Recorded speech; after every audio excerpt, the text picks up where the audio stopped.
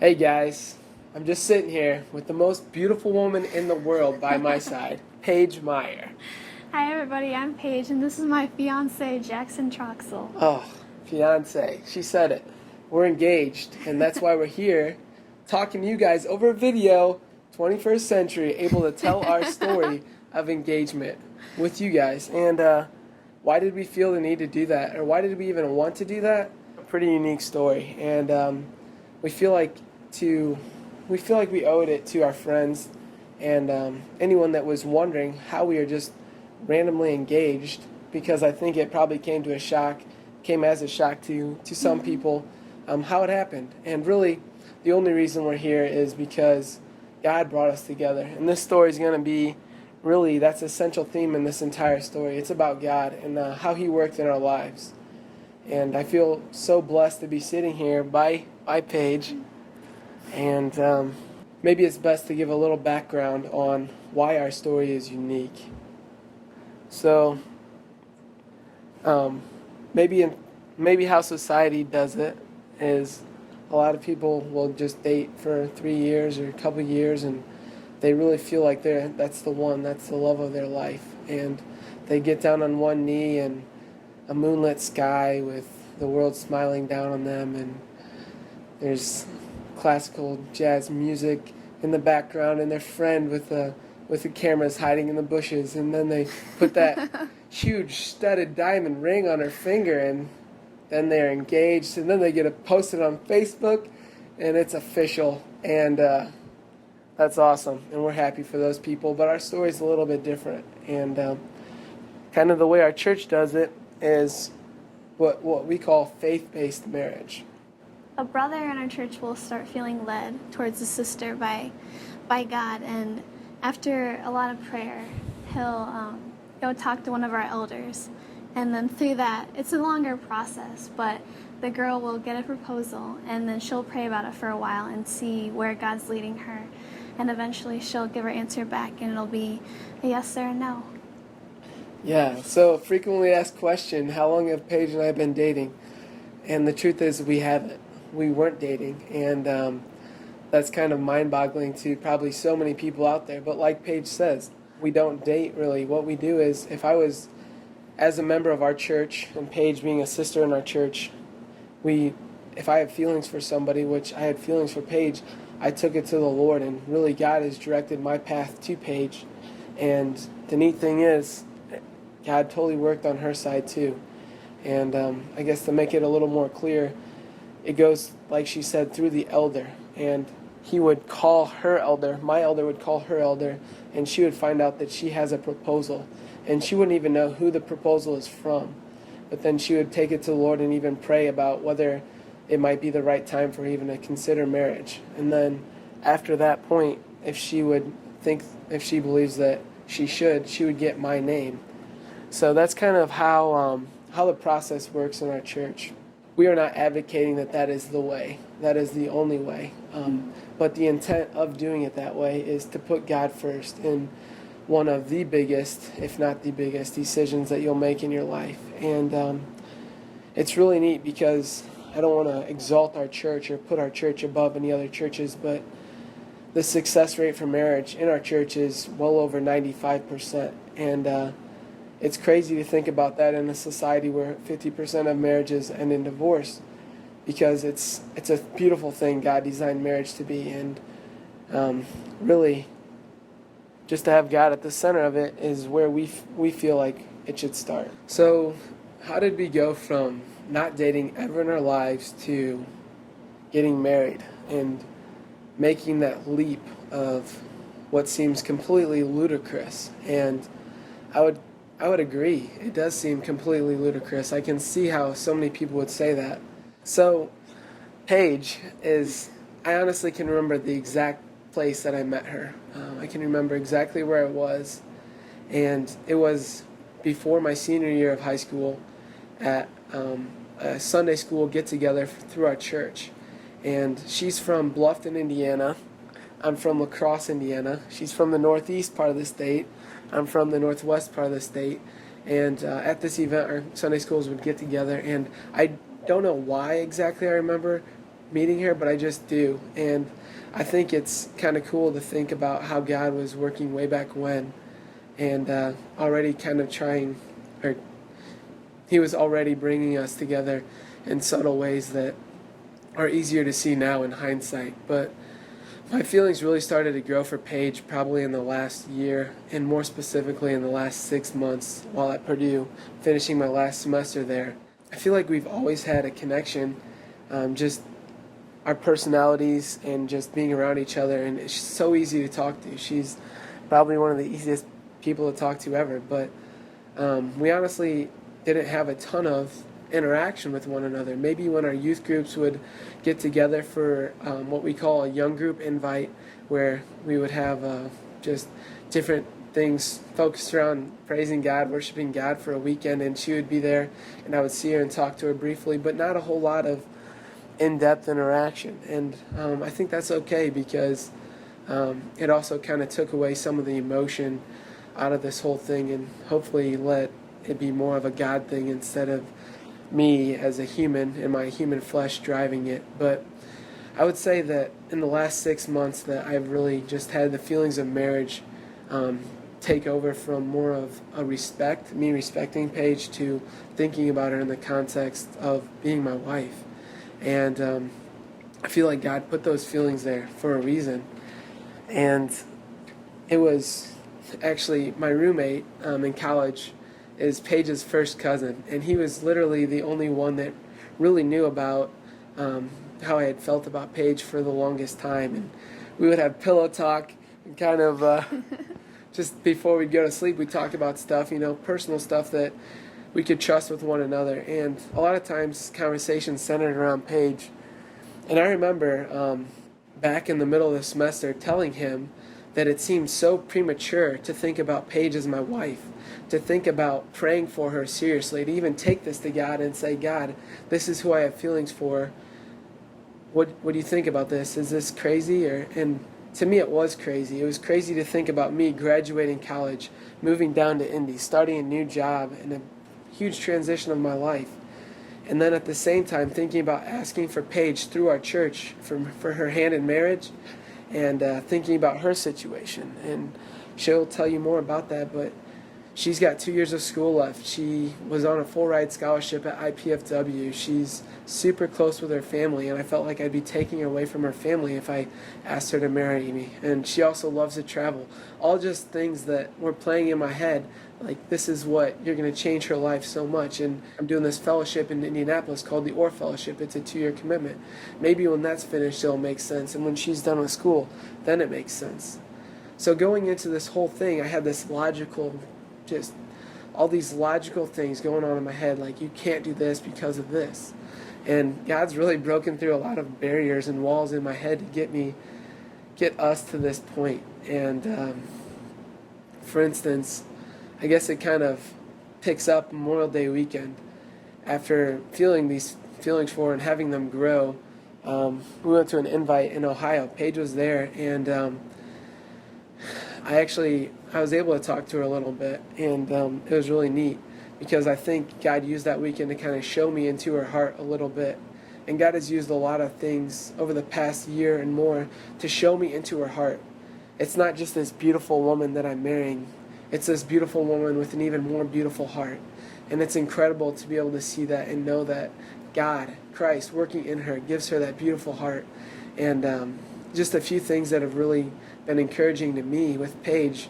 I just think it's so cool that she actually recorded an album, a musical album, with her sisters and her dad to bring awareness to orphans around the world. And every CD that was sold and every proceed that was made from that CD was just given completely to this orphan advocacy organization called Loving Shepherd Ministries.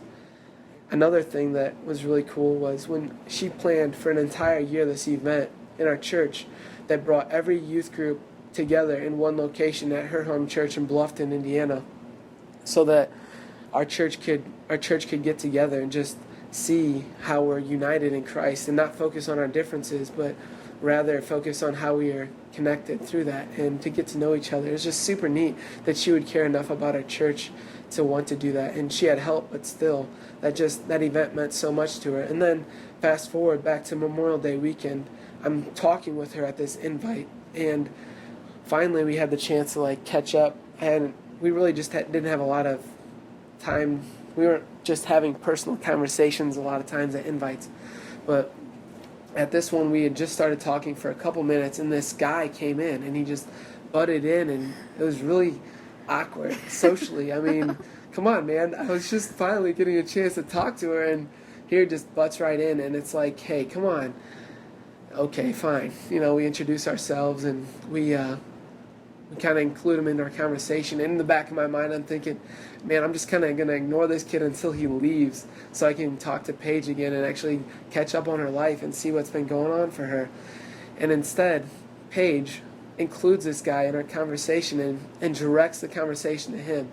And to me, I just was like, wow. I was completely humbled, because here my tendency is don't talk to this kid and hope he leaves. And her tendency is include this kid, make him feel comfortable, and it doesn't matter if she wanted to talk to me or that we wanted to talk to each other, just not worry about that, but focus on someone else. And I think it just showed me how selfless she really is.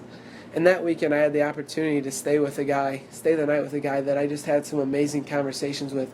He just got engaged that weekend, and he was telling me his story, and it was just really encouraging to hear it firsthand and to know how God had worked in his life and actually done a lot of things that didn't seem logical, and gave him the faith to make a huge step in asking for a sister in our church as well. And I remember going home from that weekend, and before I went to bed, I prayed to God, and it felt like so much more real than ever before. It literally felt like the God of the universe was in my bedroom with me. It didn't feel like I was just praying to some inanimate object out there that, sometimes maybe you wonder, is God real? There was no doubt. I could just feel his presence in that room with me. And I prayed that God would make these feelings inside me more real if they were true. If Paige was to be my wife, if God would lead that, if he would direct that. And after that, I opened up to Romans 5 and Romans 6. And in those chapters, it's like God parted the pages of the Bible and just spoke to me so clearly. It was exactly what I needed to hear, because in that chapter, the themes of faith and grace are so evident, and really that's exactly what I needed to hear. Romans 5 verses 1 and 2 are probably the most incredible verses you can read for encouragement in the Bible. It talks about having faith and being justified through our faith and having peace with God. And through that faith we have grace, and we can rejoice in the hope of the glory of our Lord. And thinking about that faith and going forward with this huge thing about marriage and not knowing God's timing for it, it was really encouraging that was the starting point of it all. I remember documenting it that night, writing in my journal and saying, like, God, you know what I want. I just pray that your will would be done. And even if brokenness comes from this, I know you'll be glorified. But you know these feelings that I have for Paige. And I even wrote in there that I hoped one day I would smile. I wrote, I smile with the thought of being able to share this with my wife. And Paige was exactly who I was thinking of right then. And God had already been working in my life. But at the same time, through this process, I had been thinking about buying a house. I had been thinking about moving on and doing the next thing, moving to Indy and starting a new job and having the opportunity to buy a house. And I'd actually been talking with some guys since probably January about living with them. Some really solid Christian guys, and I thought that would be great for me to have that sense of accountability where I was living, just because I didn't know what other social environments I'd be in and just what the work environment would be like. So I wanted to embrace that accountability. And anyway, fast forward to May, a couple days before graduation, I went down to Indy to check out houses for the first time. And I still, I guess the night before, I should back up, I had been praying that God would give me direction with this whole roommate thing, because they still hadn't committed. Like, it seemed like the perfect match, that their lease was going to come up the same time as I would be moving to Indy. I could buy a house. They could help me with my mortgage. I could give them like a cut on their rent, and it'd be a mutually beneficial thing. And they called me that night before I was going down to Indy, and they said, hey, really just kind of want it to be us, and yeah, we're kind of going to do our own thing. And honestly, at the time, it was really hurtful. I said, no hard feelings, that's okay. But it just felt like I kind of had a knife in my back. And it's great looking back at that and knowing how God used that. And right now, where I'm at with Paige here, it's totally great, God totally used that. But at the time, it was just like, what am I going to do now? Now I have no roommates. It's May. I start working in about a month. Everyone that I know in Indy's already had their living arrangements figured out for months now. And I go down to Indy the next day to check out houses. And I said, you know what, I'm not just going to mope around. I'm going to at least see what's out there and figure something else out, move on. And actually the first house I went to was really cool. And I'm like, wow, this house is great. And I came home and I told my parents, we really need to go down there and check out this house, just wanting them to approve of it, have their blessing, and a big decision for a 22-year-old to make to buy a house. And that next week I had been pre-approved for a loan. I had been thinking about it every day, looking at it online multiple times, thinking about all the improvements I could make. And then Sunday comes around, and I got an email from my realtor that there had been an offer made on this house, and the listing agent thought it was going to be accepted. And to me, that was a blow that was out of nowhere. And it was tough, but it was a good thing because real estate's so emotional. And this was 2 days before my parents were going to come down to Indy with me and check out houses. And it was okay. It was a good thing. And actually, I remember telling my mom right after that happened and saying, well, now I know what it's like to have feelings for a girl and to not ask for her, and then to have someone else come in and ask for her, and just to feel like you just had the rug pulled out from under your feet. And I was joking at the time, but I really kind of felt like that, even though I didn't know what that was really like. But the next couple times I went down to check out houses, the first or second or both of my favorite houses got taken off the market the day that I was going down to visit them.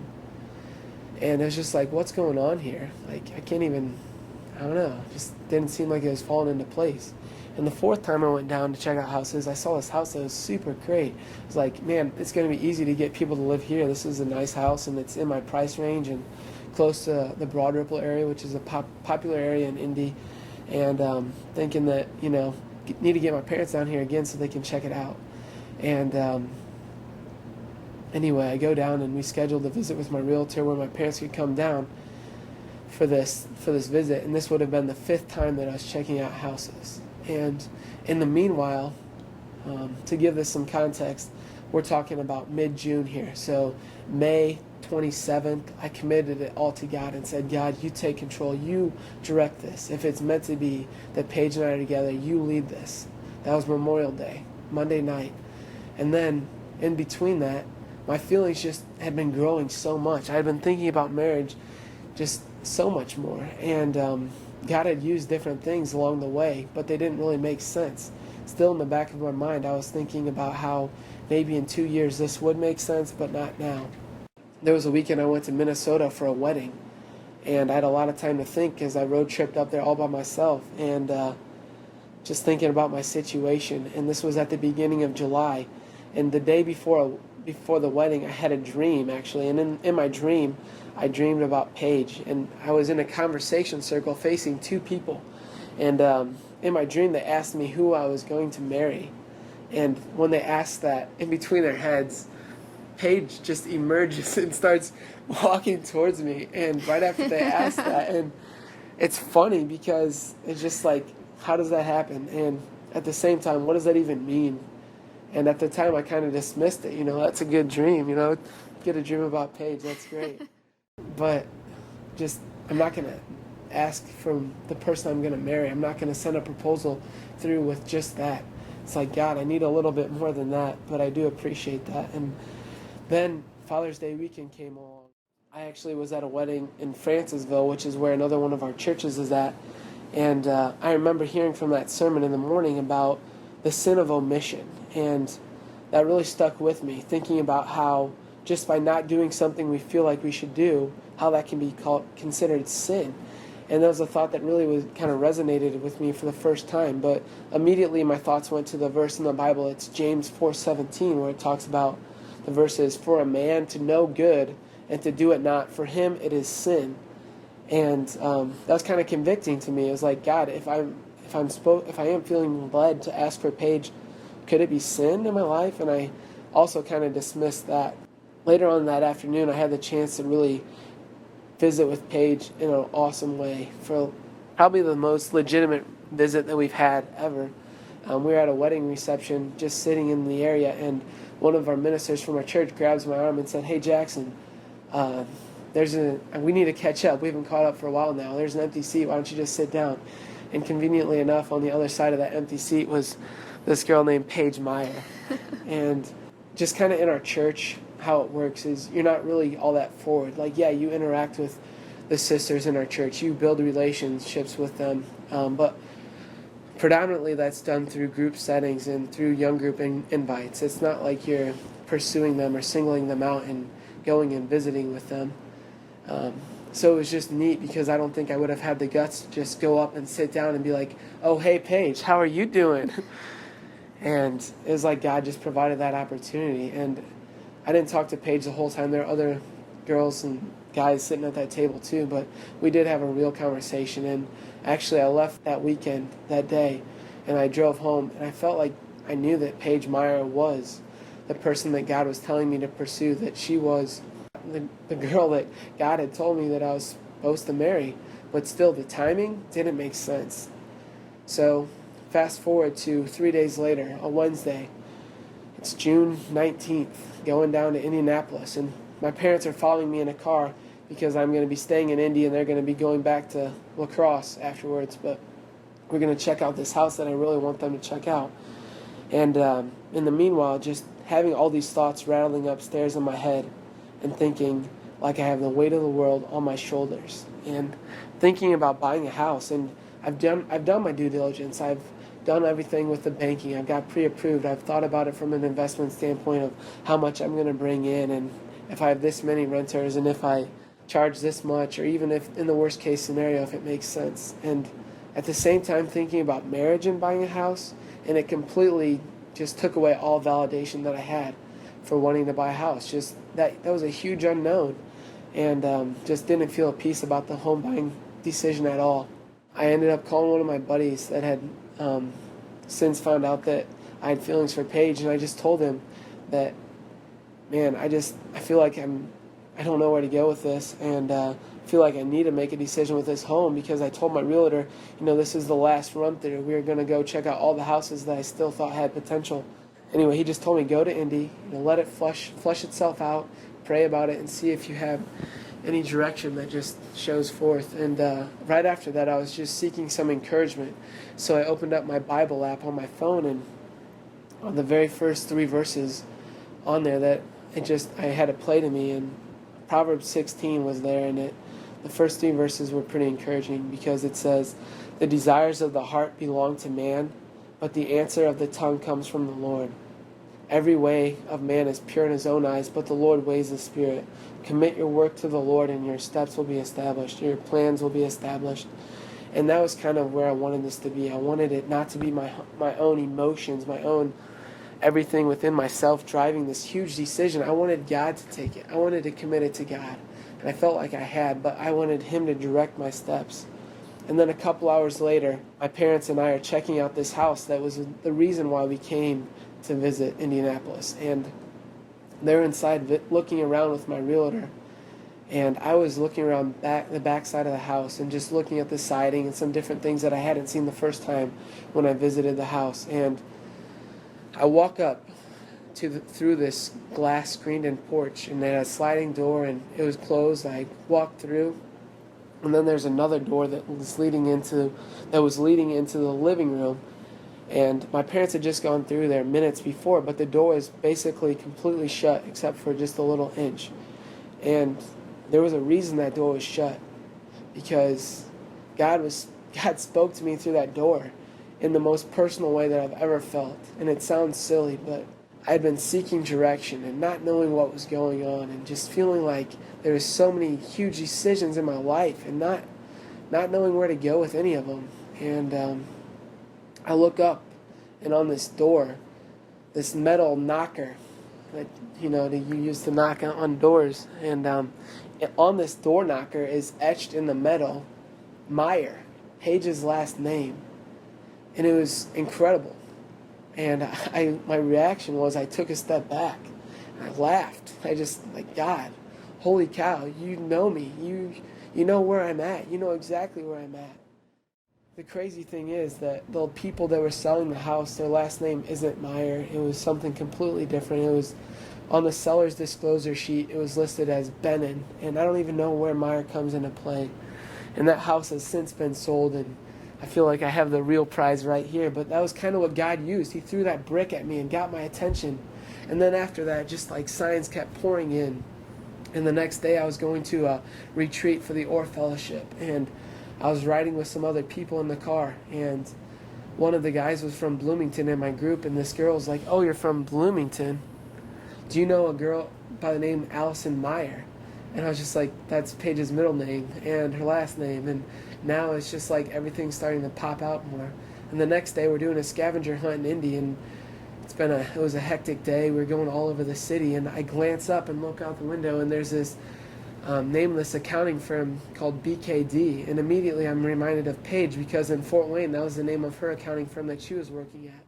And I went home that night and went back home to the farm, and the next day I was working on the farm, scraping the cow lot, and I was listening to a podcast, and it was about the cross and Christian manhood, and about how men in the world just fall so far of what we are called to do, how we're supposed to be spiritual leaders of the home, how we're supposed to be courageous, how we're supposed to treat the women in our lives and uphold that. And really, it was convicting to me. But in that podcast, the preacher talked about Genesis and God's design, and how God created the world, and how it was good, and it was good, and it was good, and God created man, and it was very good. And then he mentioned how it was not good for man to be alone. And I guess I just thought, like, right then, my mind immediately went to James 4:17 about, oh, it's not good for man to be alone, and if I know that, and if it's not good, if a man knows what is good and does it not, and for him it is sin, what's that mean for me? And then later on in the podcast, he referenced Romans 5, and how Adam, one man, a sinful man, brought all unrighteousness to this creation. And Jesus Christ, one man, brought all righteousness to it through one man who was perfect and died on the cross. And that was kind of encouraging, because of all the chapters in the Bible, he referenced the one where I committed it to God, and I opened up to Romans 5 right after that. And then that night I went to a wedding with one of our neighbors, and they pulled me out on the dance floor for the garter toss. And it's comical to even think about this, but I feel like God uses even small things and funny things. But the garter toss, it landed at my feet, and no one went for it, and I picked it up, and it was just kind of comical to think about it. And then the next day in church, the preacher opened up to he opened up to James 5, which on the same page was James 4:17. And it was like the verse that had been on my heart. And then literally you couldn't have asked for it to be more perfectly set out right in front of me. And it was just like a lot of things happening at once. And then the next week in Indy, I was at lunch or getting breakfast with one of my friends at a cafe, and I look over and I see bigger than anything else on this chalkboard menu was some sort of Meyer sandwich of the day as a special. And it's just like, okay. And it was just kind of comical to me. And then on the way to work, I was listening to my Bible app again and just kind of reading through some Psalms for encouragement. And Psalm 45:10 stuck out to me, and it talked about for a daughter to leave her father. And it was just kind of like, I thought of it. It stuck out to me because I'm so concerned. I was so concerned about Paige leaving her family, who she's so close to it, and how would God provide for that. And just so many different things through Scripture, and just praying and having my feelings continue to grow for Paige, and then just little things just keep popping up. And I was coming home the next weekend back to Indy, and I just turned my music on shuffle, and the song that came on literally 5 minutes away from home was the song that Paige sings on her CD that they made for the orphans. And it was just comical, out of the hundreds of songs that could come on, that was the song.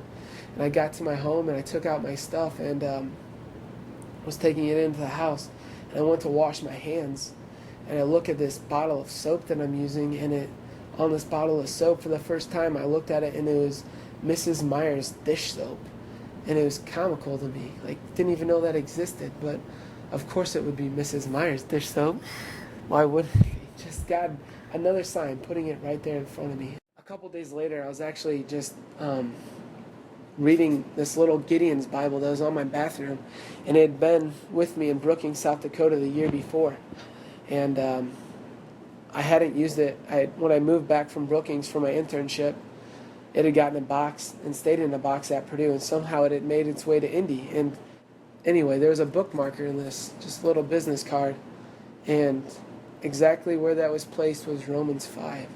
And I opened up to that, and it was crazy because the thought that hit me was, God, a year ago, you knew that this was going to be right where I was at. And you've been planning this not only for a year, but forever. And it's just really cool to see how God can use circumstances of brokenness in one's life and bring healing through that. Situations that maybe you had other things in mind, or maybe other instances that you would think that you had it all planned out, and it doesn't work out how you thought. But then God uses it for His good. Romans 8:28 is a verse that's always been special to me. All things work together for the good of those who love the Lord and for those who are called according to His purpose.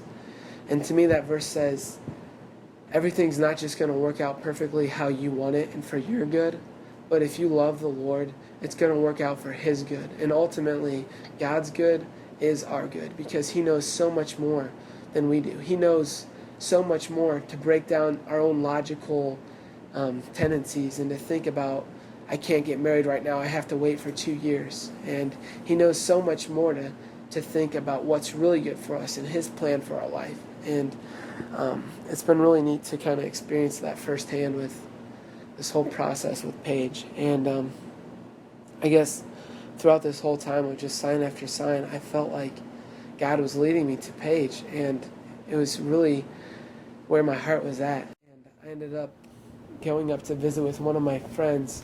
I went up for church in Bluffton on a Wednesday night, and a scripture that was opened was in 1 Samuel, and it talked about Saul becoming the new king and how he didn't have faith that when Samuel told him he was supposed to be king, he said, I'm the least of all the tribes of Israel, and I'm also the least of my family, and you're going to tell me I'm going to be the king, the first king? And he's just like, yeah, right. And then in the next chapter, it talks about how God gave Saul a new heart and all that, and then that day these signs came to pass. And it was like me in my own situation, like my own logic, this makes no sense, but God has given me a new heart, and He's brought these signs and given me the faith that maybe this does make sense for God.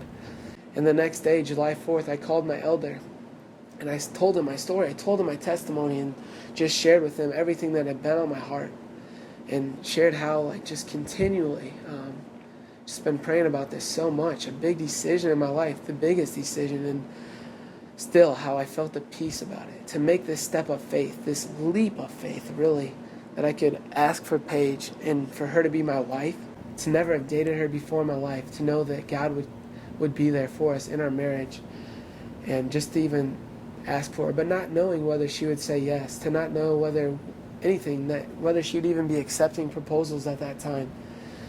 But still, that was okay, because I felt like it was what I should do. And I on the way to calling my elder, actually I opened up to just seeking some encouragement, and I opened up to John and was just reading through that. And in John 6, Jesus fed the 5,000, and then He later tells the people that to be a disciple of Him, you have to drink His blood and eat His body.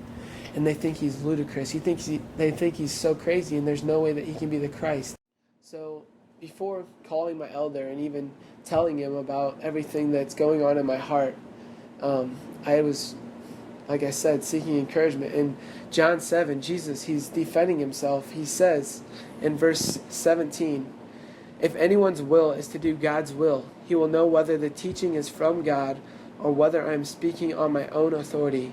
The one who speaks on his own authority seeks his own glory, but the one who seeks the glory of Him who sent him is true, and in Him there is no falsehood. And to me, that was where I wanted it to be. I didn't want this to be my own will. I wanted this to be God's will.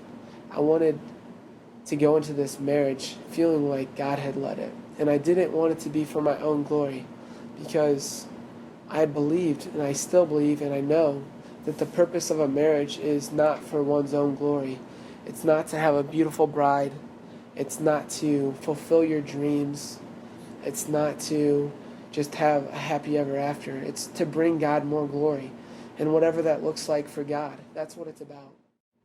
Right when I'm getting ready to call my elder, I pass a Meijer grocery store. And it was just kind of just like crazy, the timing of that, trying to have the courage to make this call, make this step that I've wanted to do for weeks but still haven't had the courage, and God just puts that right there.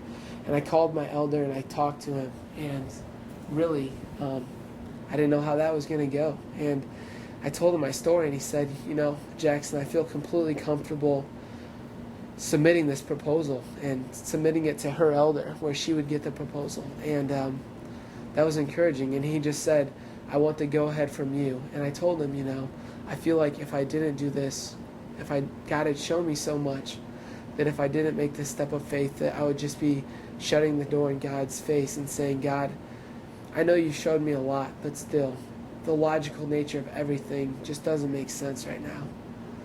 And anyway, that was kind of the story up to then, that point. And I submitted it through there, and I just kind of left it in God's hands. And that's kind of where my story stops from this point on. Like Jackson was saying before, I've known him since after my sophomore year, and we've kind of kept in contact over the years, but I didn't know him as well as somebody would know somebody who was dating. Yeah, we spent a weekend at the Detroit Invite, like Jackson was saying, and the Monday after that is whenever I received the proposal from my elder. And whenever anyone receives a proposal, it's kind of a shocker, because you know right away that your life's going to be changing if this is meant to be. And so I received a proposal from my dad, and I didn't know who it was from. So all day at work, my mind was just spinning, thinking about like who it could be, just like how this would change my life. And my dad drove me home from work that day, and we were just talking about who we thought it could be. And I was just praying to God that he was going to lead this whole situation. And as we were talking about it, I look up and I saw a street sign that said Jackson. And right there, I was just like, wow, is this like God showing me? Because he was one of the people that we thought it could be. And we continued driving, went back to Bluffton. And on the way back, I look up again. We were still talking about it. And I saw another street sign that said Jackson. And as soon as I saw it, it was kind of like, just kind of had to sit back for a second. I just looked over my dad, and I'm like, Dad, God just spoke to me, and I know who it's going to be from. I know that it's Jackson Troxel. And that was kind of crazy to me, that realization, just like knowing that God was going to be like so in this situation, and that he was going to lead me the whole way. So I went and talked to my elder that night, and technically I didn't know who it was going to be from yet. And Lynn told me that it was Jackson Troxel, and I told him that I wasn't surprised at all, because God had told me that a couple hours earlier. The next couple of days, I worked with another auditor at work, and his name was Jackson.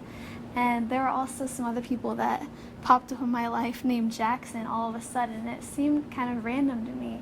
And it was just kind of like one of those things that you're like, I wonder if this is something that God is showing me. Towards the end of the week, I think it was on Saturday, that I was praying really specifically for direction from God.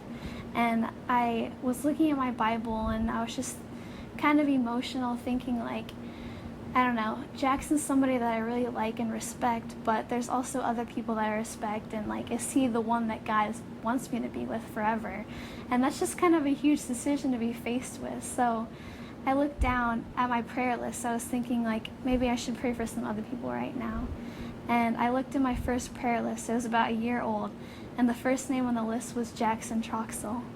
And I don't know, I just kind of laughed to myself for a second, because you're praying so specifically for direction, and then God just reveals this to you. And the next second, I looked at another prayer list, and the first thing I saw was my future husband. And that was the first time that I feel like I had direction from God, where God was maybe showing me like this was meant to be.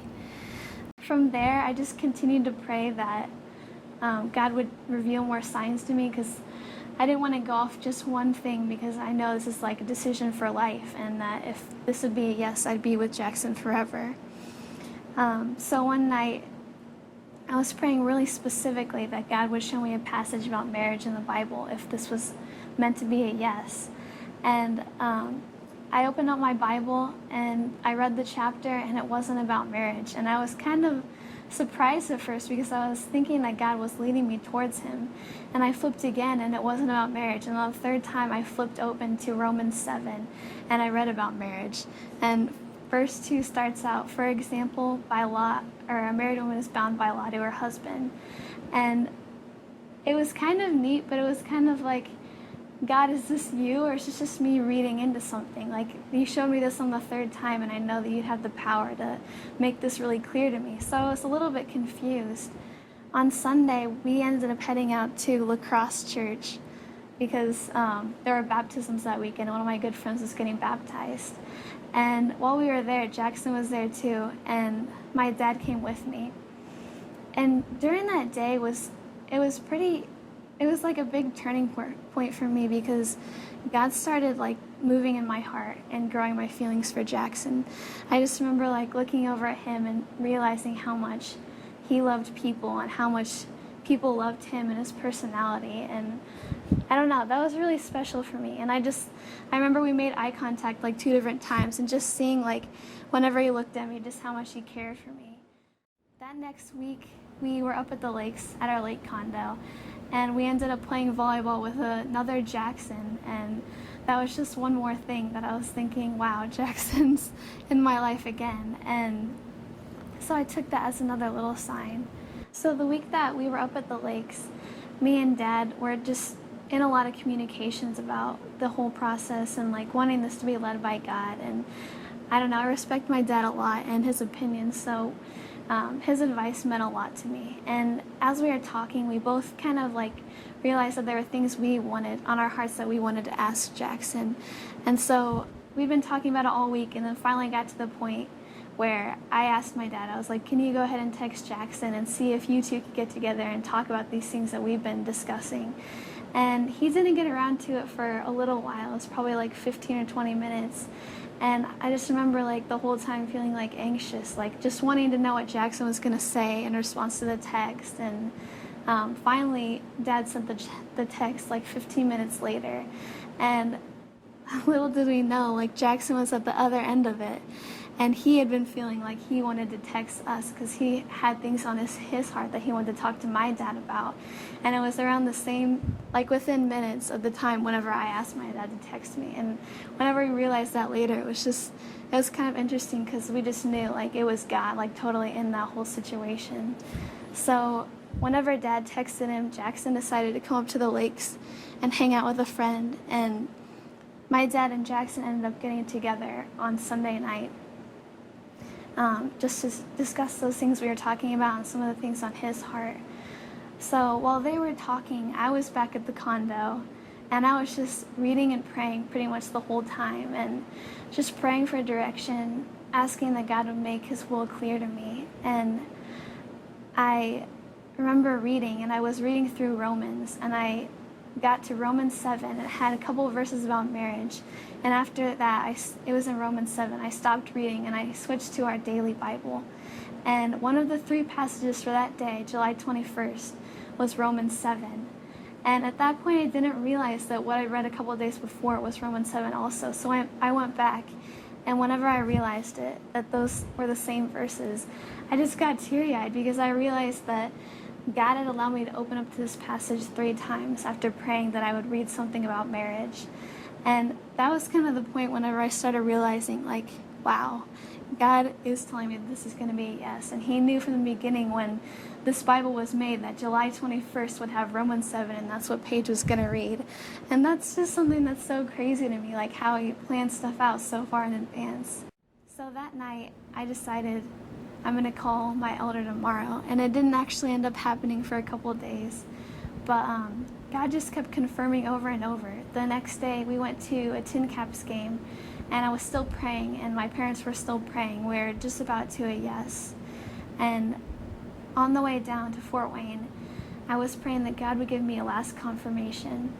And I was sitting in the back of the car praying this, and I look up and I saw a car called La Crosse, which is where Jackson's from.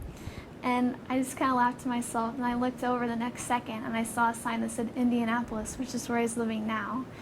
And that kind of hit me a little bit, but I just kind of like kept that at the back of my mind, didn't think about it a whole lot.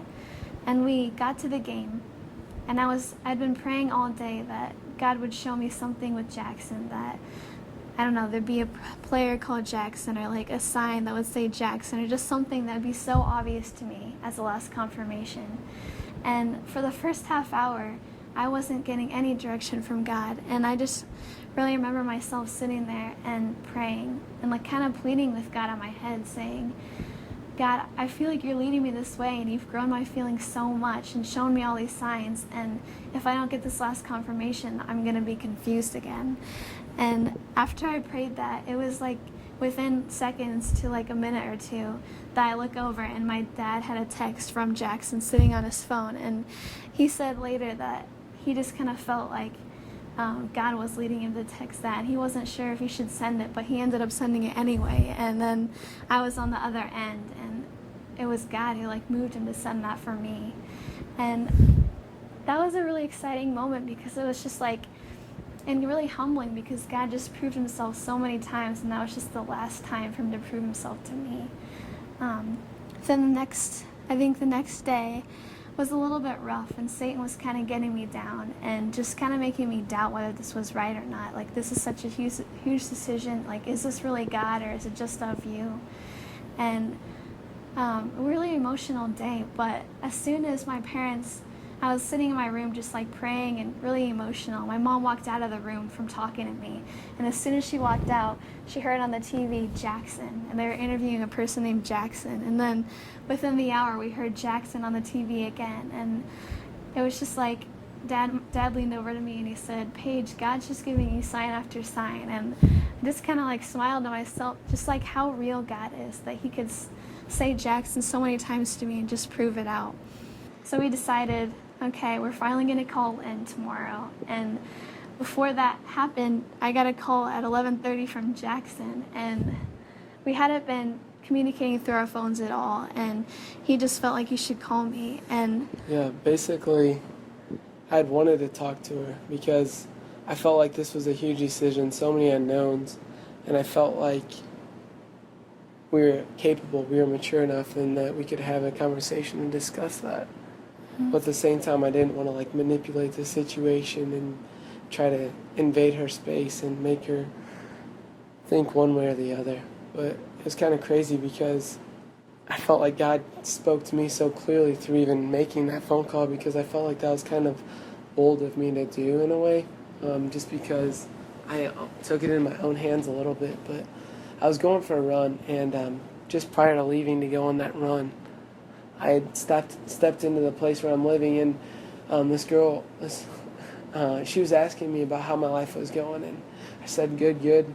Like, I feel like I'm closer to God than ever, and this had been a 2.5 weeks worth of waiting for Paige's answer, and just completely falling at the feet of God, and his grace was so rich, and I mean, he was definitely reaffirming things in my life, but there was still like doubts that I had, like, okay, is she going to say yes? Is she going to say no? Is this really going to happen? Like, I'm just going to end up being broken, and I know God can be glorified through that too, but just all this different stuff. And then she started talking about how, like, she had been feeling disconnected from God, how God had used, like, a tough season in her life, and she had been resentful against him, but she realized that it was a little leaven leavening the whole lump, or a little yeast working through the whole dough, and that's a verse that's in the Bible, and how that little resentment was separating her from God, and how since the beginning of the summer God had used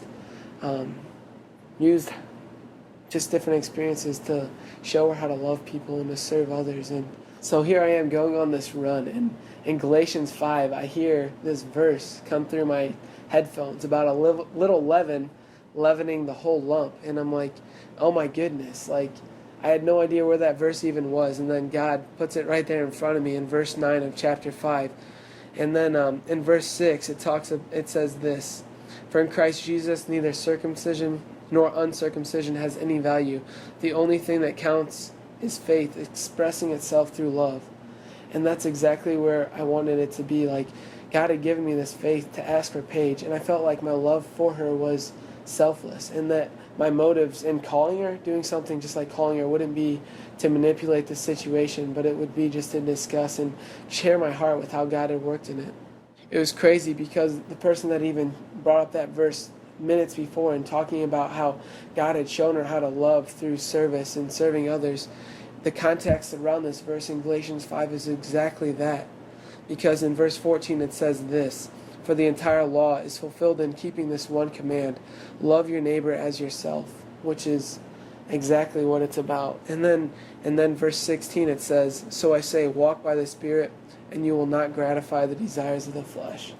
And I felt like if God's Spirit was with me, then it wouldn't be my own flesh that was trying to manipulate the situation or taking it in my own hands. So I felt like I could call Paige, and I did, and she didn't answer. And immediately I felt doubt. But then I ended up calling Jackson back at like 12:15 after talking to my dad, and he went through explaining like all this to me and like telling me a little bit about what was on his heart. And I didn't really respond to a lot of it because I was thinking about what I was going to tell him next. And at that point, like I said, I knew I was going to tell him yes. So instead of going through the elders like I knew I would the next day, I went ahead and told him that I was going to tell him yes and that we would be engaged. And it was really such a special phone conversation because I got to hear his reaction and just like the joy that he had in his voice. And we talked about it for a little while and we ended up praying together. And it was just the perfect way to start our engagement. And then called the elders the next day, and his elder called him, and then it was official, and then we were engaged, and it was all led by God. Yeah. Again, Proverbs 16:1, it says the answer of the tongue comes from the Lord. And kind of throughout the whole process, I knew that whatever answer Paige gave me would be from the Lord, whether it was a no, and like I said before, the brokenness that would come from that, or just how that would be hard. But yet I would have to respect that and just have the grace to just let it go. And even though God had given me this direction from this side, just to let it go. And then instead, the answer of the tongue was from the Lord, and it was yes. And the overwhelming joy that comes from that, and that I felt, and just Christ's love that I've experienced in such a more real way than probably ever before in my life, has just been so incredible. And it's been really neat to feel his presence working through this all, to know that he's been at the center of it, and to know that he brought us together. And it's humbling to know that he worked in both of our lives, that the God of the universe, 7 billion people out there, and he's still personal enough to know exactly where we are, where we're at.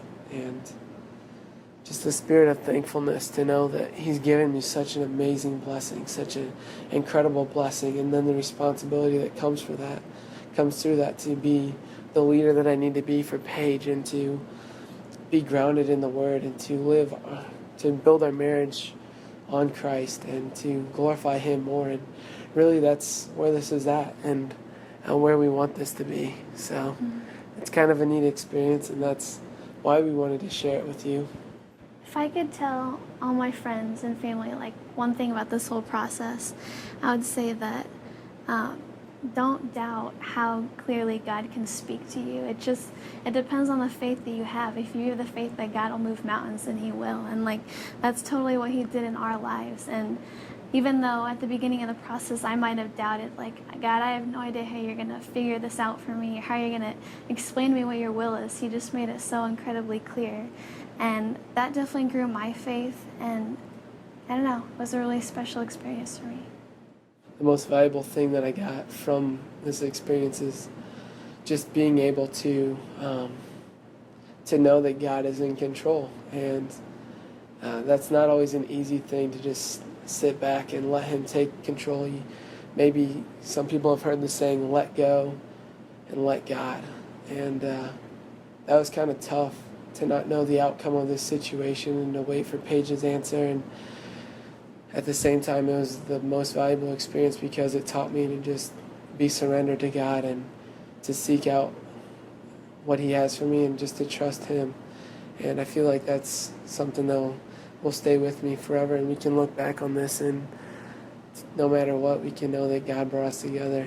I think I'm just looking forward to knowing that we both have such a peace, and knowing that we're supposed to be together, and it's ordained by God that it's going to be good. And I'm just excited to see how God's going to use our marriage, because he's done so much to get us together to this point that it makes me excited to think about what He can do from here in our lives. Yeah, it's so neat to see how He orchestrated it all, and looking forward to the future. There's so many things to look forward to. The blessing of marriage and God's design for marriage is so incredible, and just to get a taste of that after waiting for so long and not dating throughout college, really. And when I did commit it to God, He brought something into my life. He brought Paige into my life, and our story really, it just seems like the immeasurably more. In Ephesians chapter 3, verse 20, it talks about God doing immeasurably more, exceedingly abundantly more than what we could even ask or imagine. And I feel like that's kind of what He's done so far in our life. And just to even get us to this point where we can sit down and tell you how we're engaged and how He worked.